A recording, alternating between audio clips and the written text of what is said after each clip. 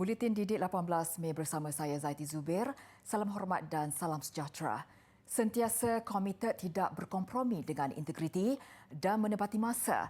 Itu prinsip mantan Ketua Pengarah Pelajaran juga tokoh kepimpinan pendidikan 2021, Datuk Dr. Habibah Abdul Rahim.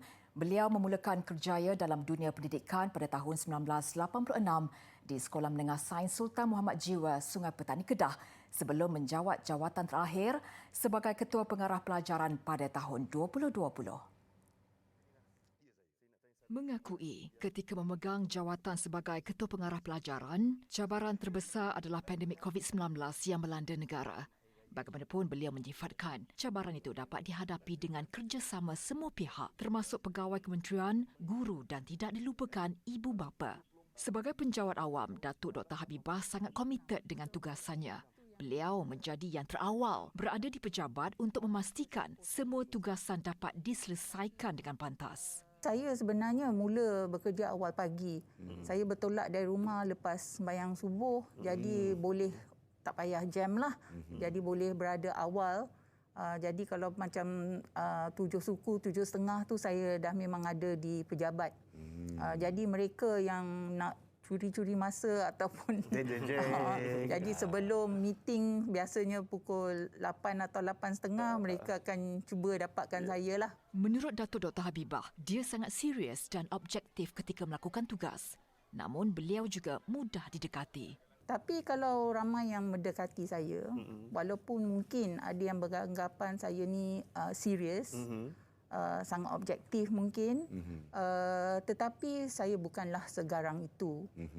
Cuma kalau misalnya perkara yang perlu ditegur ataupun diberi kritikan, maka perlulah.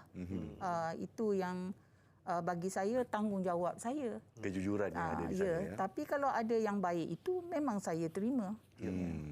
Selain itu, Datuk Dr. Habibah sentiasa memastikan pejabatnya mengamalkan integriti yang tinggi, terutama berkaitan polisi atau pengumuman dari pihak Kementerian Pendidikan. Datuk Dr. Habibah bersara dalam dunia pendidikan pada 5 April lalu. Beliau pernah dilantik sebagai Timbalan Ketua Pengarah Pelajaran, Sektor Dasar dan Kurikulum, Pengarah Bahagian Perancangan dan Penyelidikan Dasar Pendidikan BPPDP, Pengarah Eksekutif Unit Pelaksanaan dan Prestasi Pendidikan Padu dan Pensyarakanan di Institut Aminuddin Baki IAB. Mendepani dunia hari ini, sektor pendidikan semakin mencabar dalam memastikan kualiti dan daya saing pelajar berada pada tahap terbaik. Secara tidak langsung, pendidik pada masa kini perlu lebih kreatif dan inovatif untuk menarik minat pelajar. Ketika pandemik COVID-19 melanda negara, kreativiti perlu dipertingkatkan untuk memastikan setiap pelajar tidak ketinggalan dalam sesi pengajaran dan pembelajaran. Menurut Timbalan Ketua Pengarah Pelajaran, Datin Sri Nur Zamani Abdul Hamid, guru generasi baru menampakkan usaha mencari kaedah berkesan untuk mendidik anak bangsa. Kita lihat dalam media sosial, kita lihat di mana guru-guru ini secara kreatif dan usaha gigihnya menyediakan bahan-bahan, alat bantu ataupun modul dan mereka menghantar sendiri ke rumah anak-anak murid di kampung ataupun kawasan pedalaman. Jadi kegigihan ini kita lihat bahawa perkataan hybrid ini dia tidak semestinya dalam tempoh pandemik ini mesti adalah online saja. Tidak ya. Dia boleh disesuaikan dalam konteks dan keadaan yang lebih bermakna. Tambah Datin Sri Nur Zamani lagi, situasi COVID-19 juga memberi ruang kepada guru lebih senior untuk belajar dan menerokai kaedah baru dalam pengajaran dan pembelajaran. Selain itu, ia juga membuktikan pendidikan itu tidak mustahil untuk disampaikan walau dalam apa situasi sekalipun. Kegigihan guru juga menjadikan Kementerian Pendidikan tidak pernah ketinggalan untuk mengiktiraf mereka yang melangkah dan melakukan inovasi baru dalam pendidikan. Hospital Universiti Teknologi MARA UiTM Puncak Alam bersedia menampung keperluan peningkatan pesakit positif COVID-19 di Selangor. Menteri Kesihatan Datuk Seri Dr. Adham Baba berkata, kapasiti wad serta katil unit rawatan rapi ICU turut ditambah menerusi langkah repurpose atau menggunakan semula fasiliti Kementerian Kesihatan KKM. Datuk Seri Dr. Adham siang tadi meluangkan masa hampir 2 jam meninjau penyediaan wad ICU dan keperluan logistik di hospital berkenaan bagi membantu kerajaan menangani COVID-19 secara bersepadu. Hadir bersama Ketua Setiausaha KKM Datuk Muhammad Syafiq Abdullah dan Pengarah Kesihatan Negeri Selangor Datuk Dr. Syahari Ngadiman turut dibincangkan kerjasama strategik bersama UiTM bagi meningkatkan keupayaan negara menangani COVID-19. Kes positif COVID-19 harian yang tinggi di Selangor sejak kebelakangan ini menjadikan rakyat di negeri itu gusar serta bimbang apabila ia tidak menunjukkan tanda-tanda penurunan. Namun di sebalik penularan isu itu, majoriti rakyat Malaysia masih kekal mematuhi SOP yang ditetapkan kerajaan. Apatah lagi ia sudah menjadi sebahagian norma baharu kehidupan. Hasil tinjauan di sekitar kawasan yang menjadi tumpuan di Shah Alam menunjukkan keadaan tidak sesak sebagaimana ditularkan sebelum ini. Namun salah seorang penduduk berpendapat pelanggaran SOP oleh segelintir rakyat kemungkinan berlaku kerana mereka telah melalui perintah kawalan pergerakan dalam tempoh yang panjang hingga berasa terkongkong. Laporan kes COVID harian di Malaysia setakat hari ini sangatlah membimbangkan, terutamanya di negeri Selangor Darul Ehsan ini. Kalau di Shah Alam kita lihat beberapa hari sebelum ini, satu rekod yang sangat membimbangkan kita sebagai penghuni di Shah Alam ini. Mereka juga berharap tindakan lebih tegas dikenakan atau penyelarasan yang lebih berkesan terhadap penduduk Selangor, terutamanya di Shah Alam yang mengakibatkan peningkatan kes positif COVID-19. Sementara itu ada yang bersetuju dengan cadangan supaya Perintah Kawalan Pergerakan PKP dilaksanakan seperti mana ia dilakukan pertama kali sejak penularan COVID-19 di dalam negara. Dengan keadaan penularan wabak yang begitu serius di Selangor, saya kira ada keperluan untuk PKP seperti 1.0 dikuatkuasakan kembali di Selangor, tapi dengan syarat pertama, kerajaan perlu bersedia untuk bantuan kepada rakyat yang terkesan, yang terjejas. Yang kedua, insentif kepada syarikat-syarikat ataupun penjaja kecil terutamanya perlu diberi perhatian. Dan yang ketiga, penguatkuasaan itu perlu adil. Setakat jam 3 petang tadi, Selangor mencatatkan 1,743 kes positif harian COVID-19 dengan jumlah kumulatif 157,056 kes.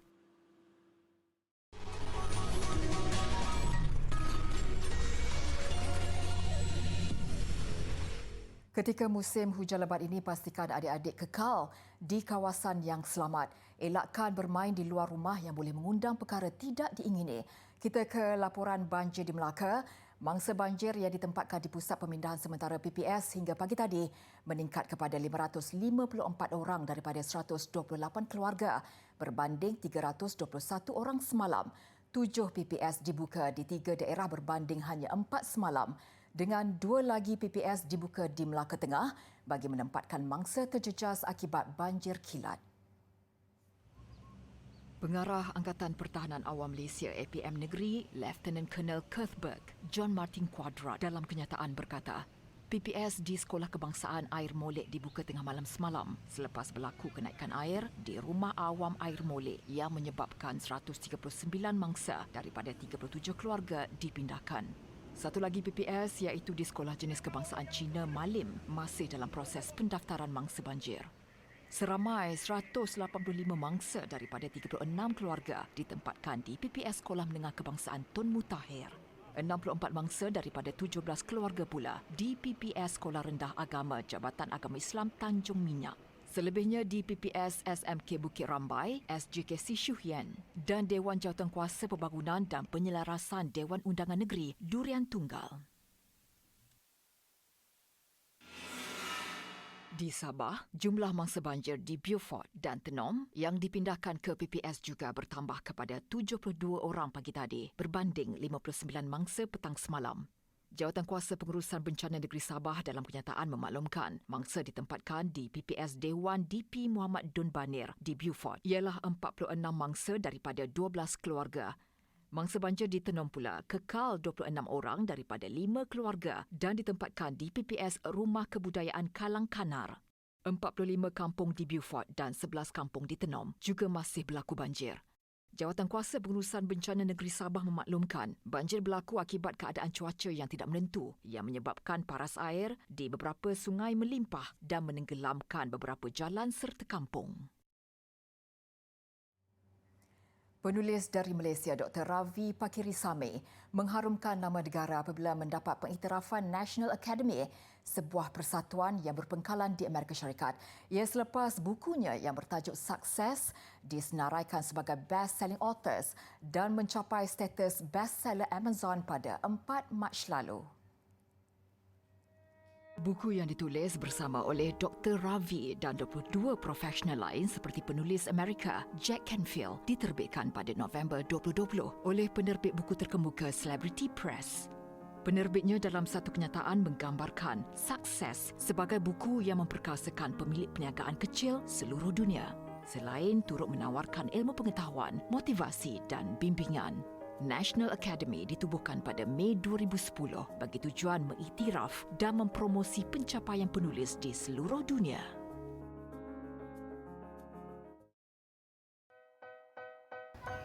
Kami, pelajar Sekolah Menengah Kebangsaan Intan Perdana Port Dickson, ingin mengucapkan Selamat Hari Guru khasnya buat guru sekolah kami dan juga guru-guru di seluruh Malaysia. Selamat Hari Guru. Assalamualaikum, saya Nur Hayati mewakili semua pelajar SMK Sultanah Asma. Saya ingin mengucapkan Selamat Hari Guru kepada semua guru-guru di seluruh Malaysia dan saya berharap agar segala pengorbanan dan usaha-usaha yang telah cikgu lakukan dihargai dan akan diingati oleh semua pelajar.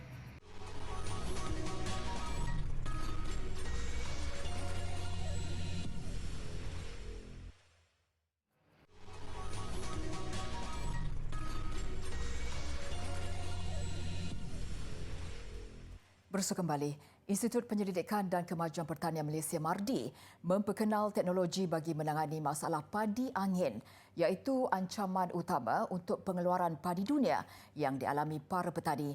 Pegawai Penyelidik Kanan MARDI M. Dilip Kumar berkata, antara teknologi dihasilkan institut itu adalah sistem pengeluaran Clearfield yang menghasilkan varieti padi kebal terhadap racun rumpai serta Clear WR, iaitu prosedur operasi standard pengurusan padi angin bagi amalan sistem tabur terus basah.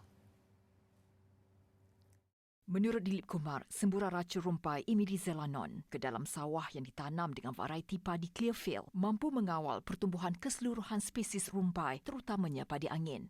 Tetapi membenarkan varieti padi Clearfield hidup membesar dengan sihat. Bagi teknologi Clear WR pula, teknik penggunaan racun rumpai pracambah diubah suai agar populasi biji benih padi angin dalam tanah dapat dikurangkan. Fenomena padi angin berlaku apabila terdapat persaingan dengan padi yang ditanam di semua peringkat pertumbuhan dan menyebabkan kehilangan hasil serta kualiti padi.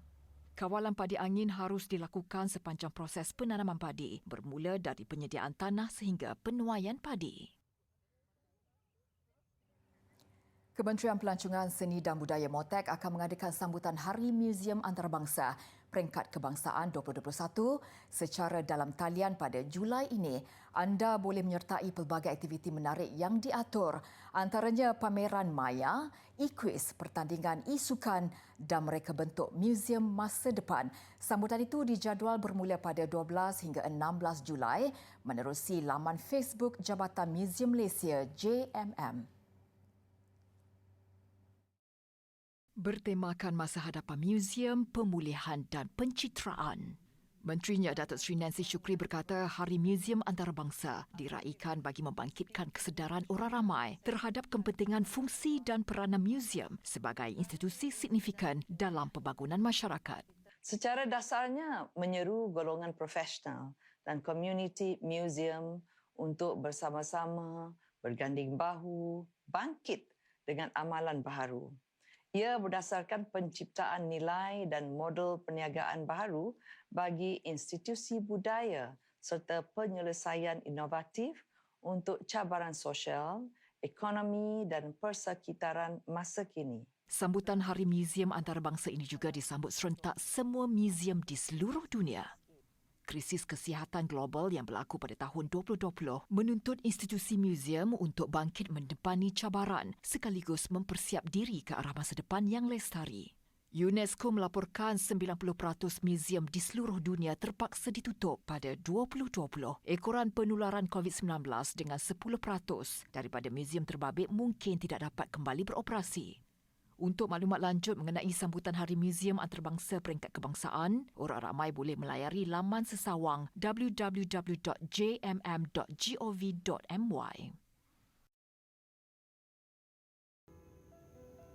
Berburu ke padang datar dapat rusa belah kaki.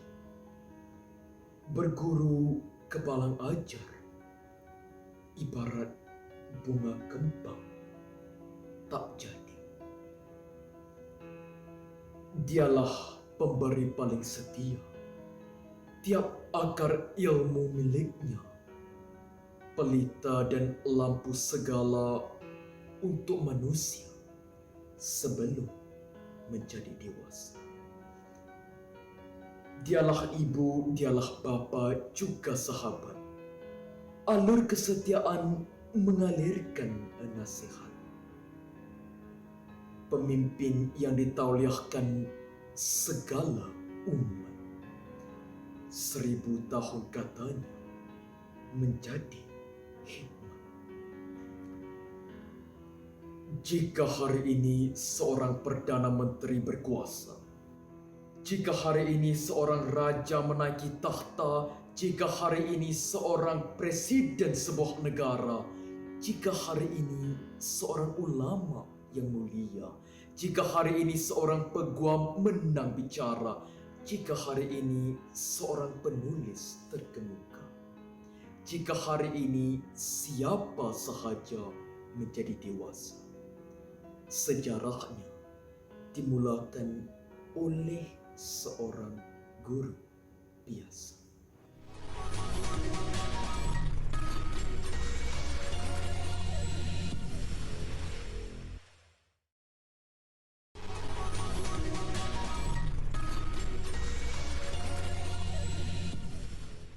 Persatuan Bola Sepak Malaysia FAM akhirnya menghantar surat rayuan rasmi kepada Persekutuan Bola Sepak Antarabangsa FIFA. Ia susulan penarikan diri DPR Korea yang membawa kesan ke atas kutipan mata pasukan bertanding pada saingan pusingan kedua kelayakan Piala Dunia 2022 dan Piala Asia 2023. Dalam surat rayuan rasmi yang dimaklumkan oleh Setiausaha Agung FAM Stuart Ramalingam, FAM berharap FIFA membuat ketetapan yang adil kepada semua pasukan dalam saingan pusingan 2 kelayakan Piala Dunia 2022, Piala Asia 2023. Penarikan diri pasukan DPR Korea menyaksikan pengutan mata ke atas pasukan tempat terakhir setiap kumpulan tidak akan dikira. Sedangkan pusingan 2 sudah memasuki penghujung saingan dengan berbaki 3 atau 4 perlawanan. Sekaligus menyukarkan peluang kebanyakan pasukan tidak terkecuali Malaysia yang bakal kehilangan 6 mata. Tegas FAM, FIFA perlu tampil dengan satu penyelesaian atau ketetapan yang saksama kepada semua pasukan dengan menitik beratkan semangat fair play dan mengambil kira faktor integriti dalam sukan. Bola sepak Serie A bukan sahaja gagal memanfaatkan kelebihan gelanggang, Verona turut mempersiakan peluang keemasan meraih 3 mata apabila lawan menyamakan kedudukan pada lewat permainan. Beraksi di Stadium Marcantonio Bentigodi, seawal minit kedua Verona mengejutkan pelawat Bologna menerusi jaringan David Farone susulan sepakan sudut. Bagaimanapun minit ke-32 kedudukan kembali seimbang apabila Lorenzo Di Silvestri menolak masuk pada jarak dekat untuk gol penyamaan Bologna. Masuk babak kedua, Verona tidak menunggu lama apabila kembali di depan hanya 8 minit permainan bersambung hasil jaringan Nikola Kalinic. Dan ketika Verona berkira-kira meraihkan kemenangan, Bologna mengecewakan tuan rumah apabila Rodrigo Palacio menyamakan kedudukan 8 minit sebelum whistle penaman.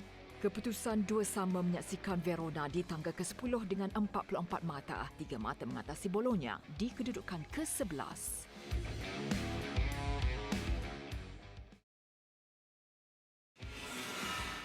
Sementara itu, spekulasi Harry Kane akan meninggalkan Tottenham Hotspur kian hangat diperkatakan.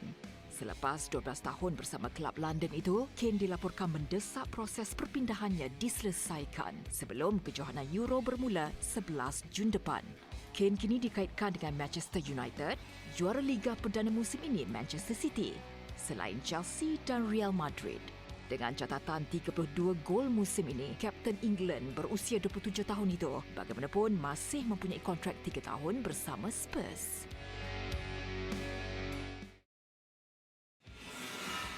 Ke perlumbaan basikal Giro d'Italia.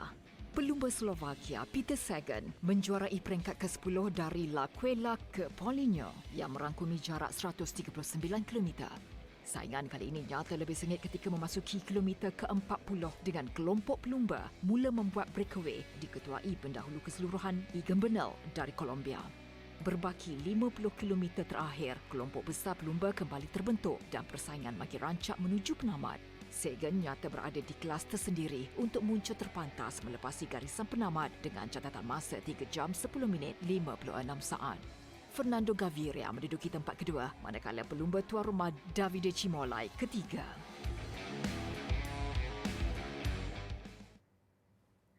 Gaya bebas aksi MTB di kawasan hutan mengakhiri Buletin Didik malam ini. Dengan itu, saya Zaiti Zubir, salam hormat dan Assalamualaikum.